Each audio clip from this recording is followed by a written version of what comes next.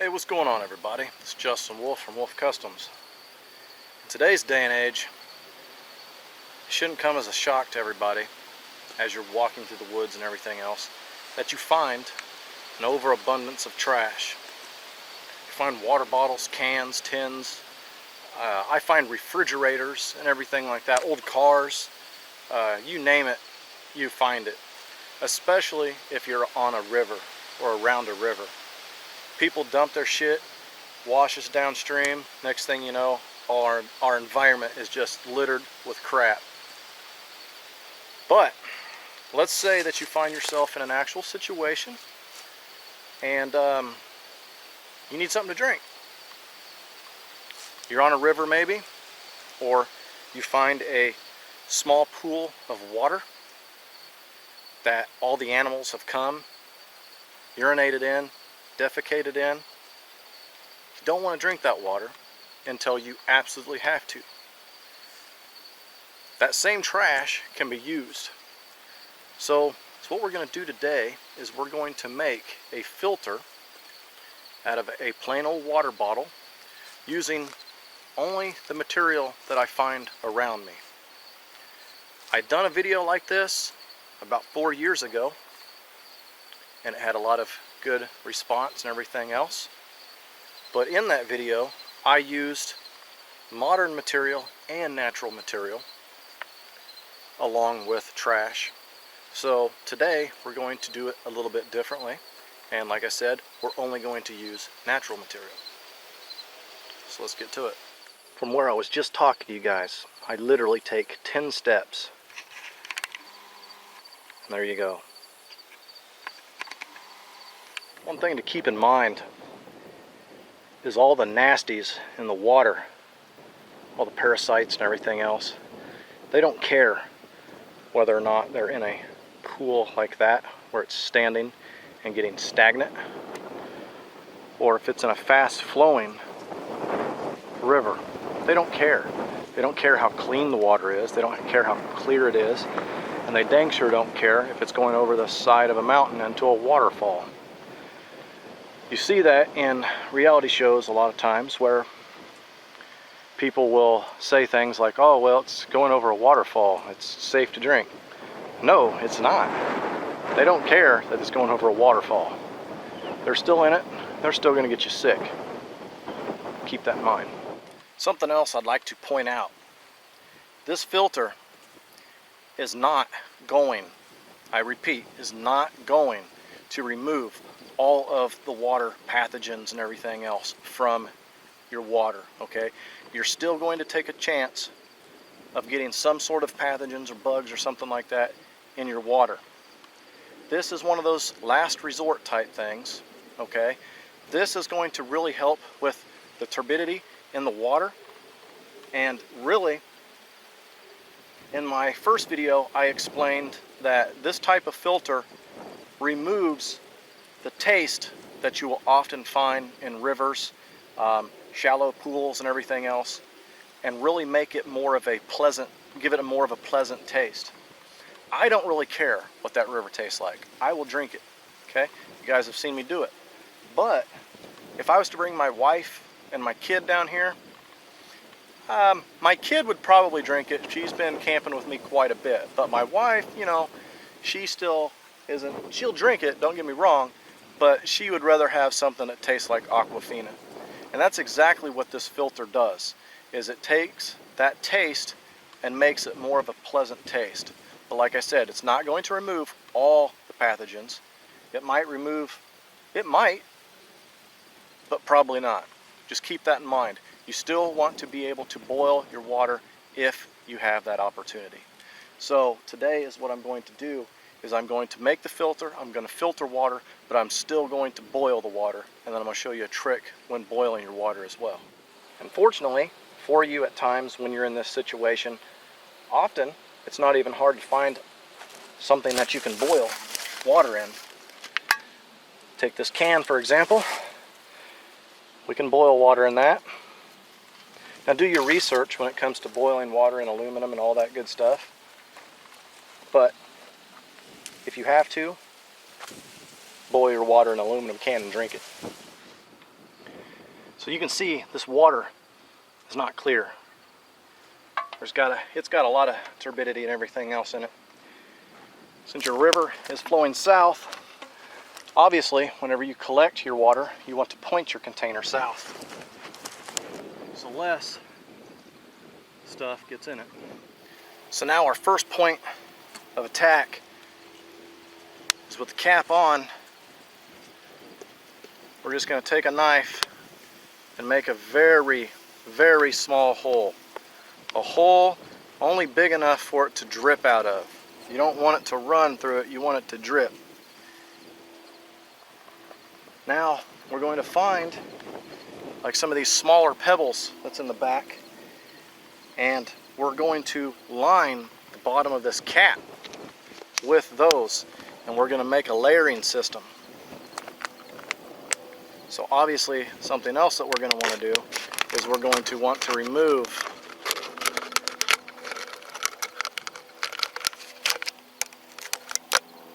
that before we start gathering up all that stuff. Now obviously we're wearing clothing and everything else, so something else that you can do is, you know, in my past video I used a cotton ball, put it over there. Chances of you finding a cotton ball out here is pretty slim to none. But something that you can do is you can take your knife, scrape your jeans to fluff them up, or you can reach in your pockets, find lint and everything else, pick it off your socks, or if you want, you can just sacrifice a small piece of your clothing, put it down there as well. But like I said, in this video we're going to use all natural materials. Now before I get majorly carried away, one of the things I want to do is I want to make some charcoal. So I'm literally just going to get a fire going, something small that's going to burn fast and go out fast, or at least start to go out. Then I'm going to smolder it, basically bury it with the surrounding dirt, sand and everything else, snuff it out, and I should have some pretty good charcoal with that.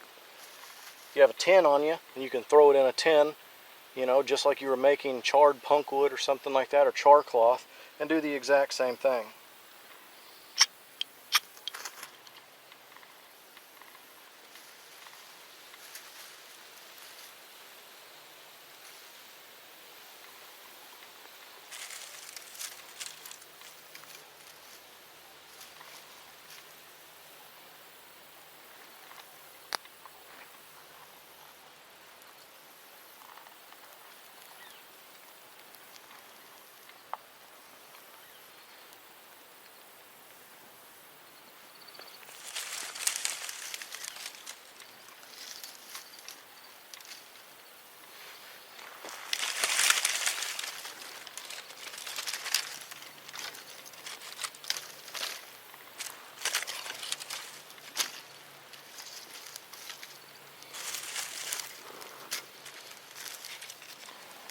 And obviously pay attention to your fire. Your fire is going to let you know when you have enough charcoal or when you don't.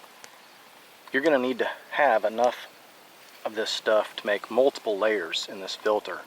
So the more charcoal you have, the better. So even though my fire is still going, I'm pulling small chunks out of the fire. And that's what I'm doing, is I'm covering them, dirt, sand and everything else, smoldering it out. So that way I can start getting chunks of charcoal. This way I can actually start making my filter while my fire is still going. So the first step is I'm literally just gathering up small pebbles like this, dropping them straight in. I'm going to fill up my cap and fill it up just a little ways above my cap.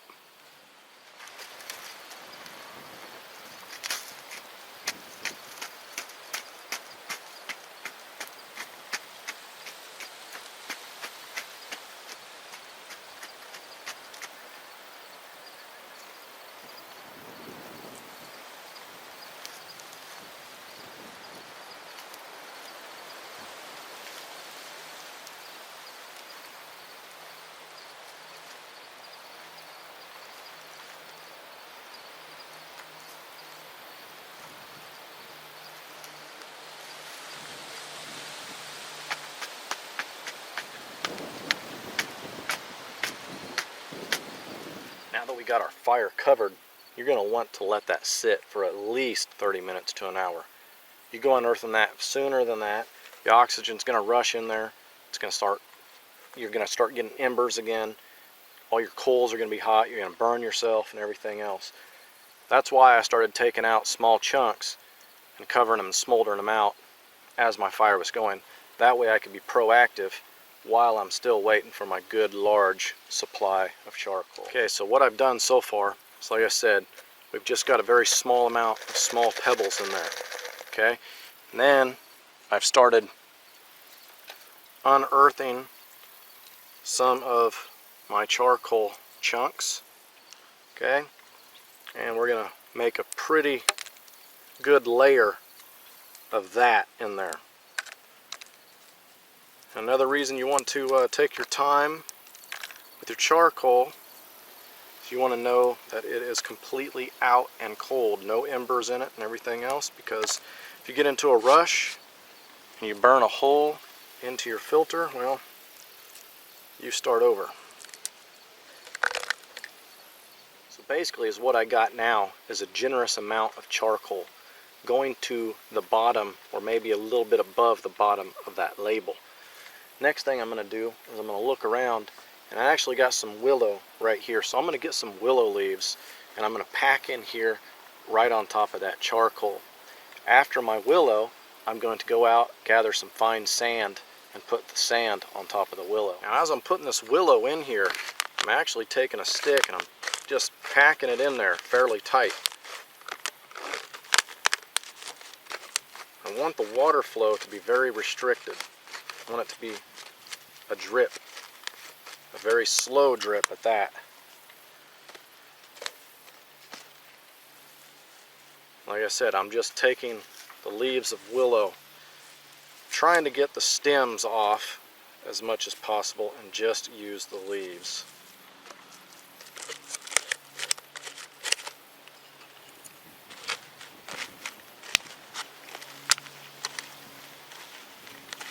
Most of the time, this area is a curse because of all the sand. Sand causes a lot of problems with a lot of the stuff that I do. But in a situation like this, it's kind of a blessing.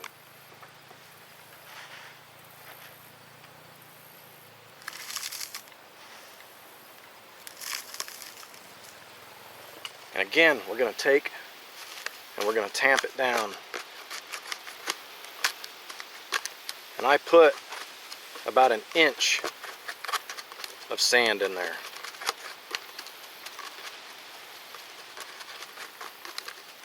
Right on top of the willow. Now before you go digging into this thing, one way to tell if it's time is just put your hand on top of the sand. If it feels hot or warm, it's not time. If it feels cool, then it's time. Right now, it's still warm, so I'm not going to go digging in it yet. Okay, so now it was cool to the touch. So I've just started unearthing chunks of this charcoal, and I'm just kind of breaking it up, and I'm setting it aside. I'm just making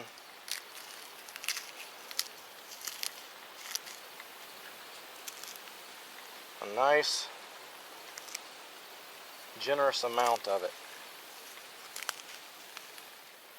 Now going right back to our filter, we're going to start taking the charcoal again, and you can see it's actually in decent sized chunks. We're going to crunch it in our hands, make it fairly small. We're going to make another layer of that charcoal.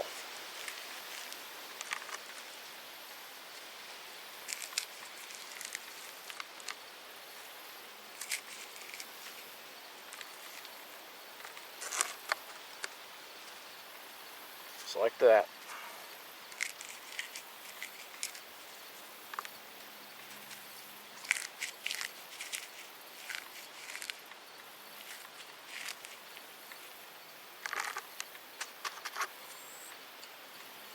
Again, kind of tamp it down.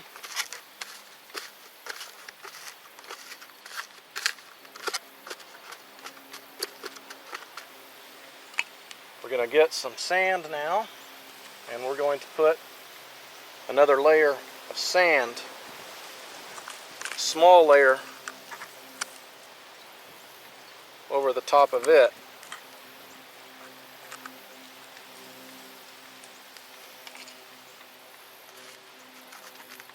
Tamp it down.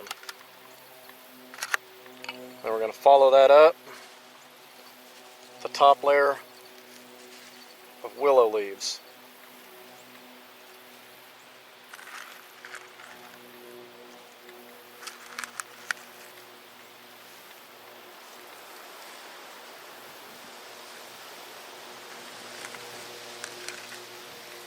Now you want to be very careful with your filter now, okay, because you've got everything packed in there tight. If this was a tip over or something like that, it disrupts all that, unpacks it, and it's not going to work as well. So be very careful with this. And you're going to want to find yourself in a very comfortable position, because we're going to be here for a while. And also try to find another container. You saw that I took 10 steps and found a piece of trash. I'm not using it because when I picked it up there was actually a slit in the side. But I actually brought these from home. But you all know, any of you guys that's been in the woods long enough or a river can find this very easy. So we're going to take our filthy water now, and we're just going to start dumping it in.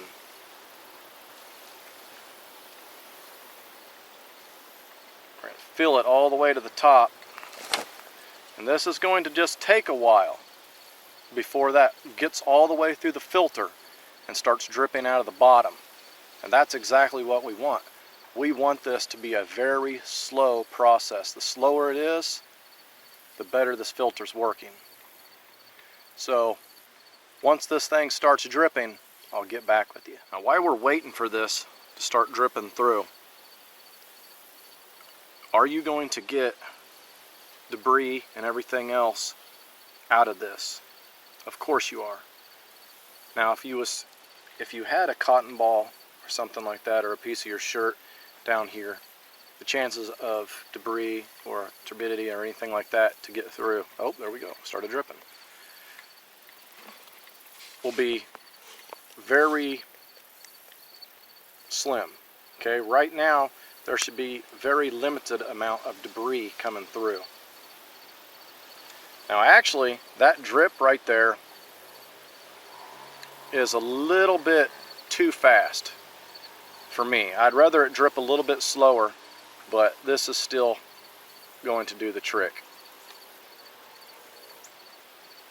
But like you can see, it's going to take a while.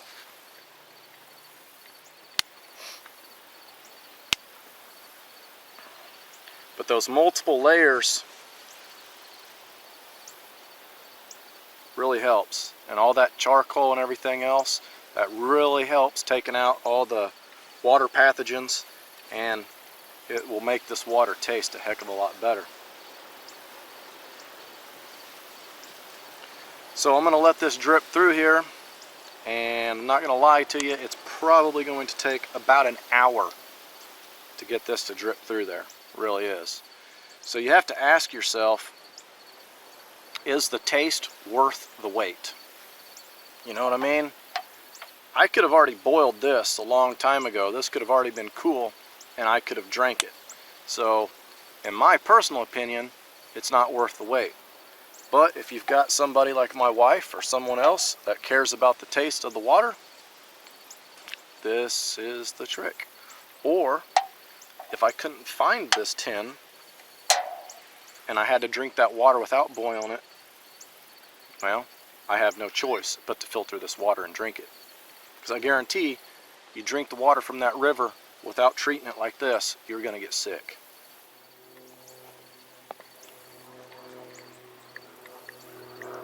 It's actually settled in a little bit, and it's dripping a little bit slower now, so that's good. Okay, so after a very long wait, this is what we're left with. You can see that there's very little debris or anything in there, and it's reduced the color down quite a bit. Smell, you know, it doesn't even smell like river water anymore.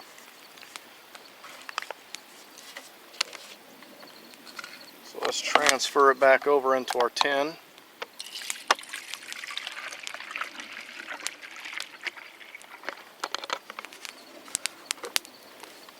And let's throw it in the fire. You can see is what I've done is I've actually just surrounded my can with wood, and it takes very little time for it to boil. It's actually in there boiling right now, and that can has literally been in the fire maybe 2 minutes. Alright, so I got it pulled out.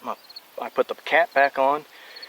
Now, this is going to take 30-40 minutes to cool down, you know, depending on the temperature outside. Right now it's, you know, 80 degrees.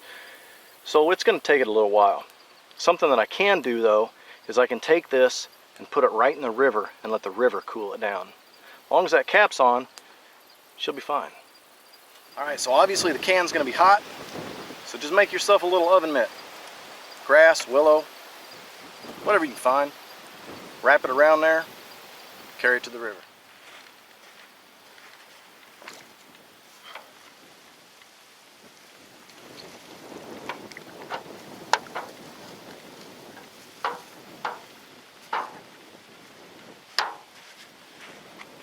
Alright, so while that can's cooling down, I actually forgot to tell you guys a very crucial part in making this water taste good. I actually took several pieces of charcoal, about a nickel to a dime size, just 2 or 3 of them, and put them in that can. Boil your water with that charcoal in it, and that will really reduce the taste of that water. Another thing is I'm going to have somebody ask me why I didn't make a coyote well. You know, here I am on a sandbar with the water line right here. I could easily dig in, you know, filter my water that way. And that's absolutely correct. I can. And if I was actually in a situation, that's exactly what I would do.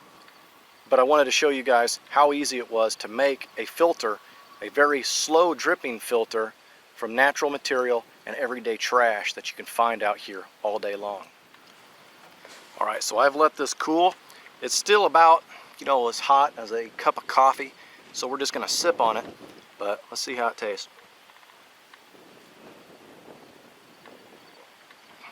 Actually, never mind. It's warm water. It's very, I could chug it.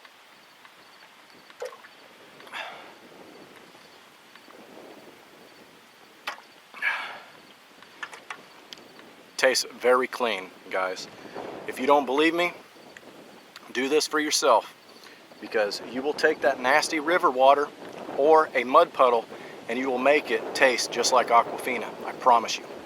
But I've said it before, don't take my word for it. Go out and try it for yourself, because that's the only way that you're going to know that it's true. So I hope you guys have enjoyed this video on making a very simple filter out of trash and natural material. As always, have a good one.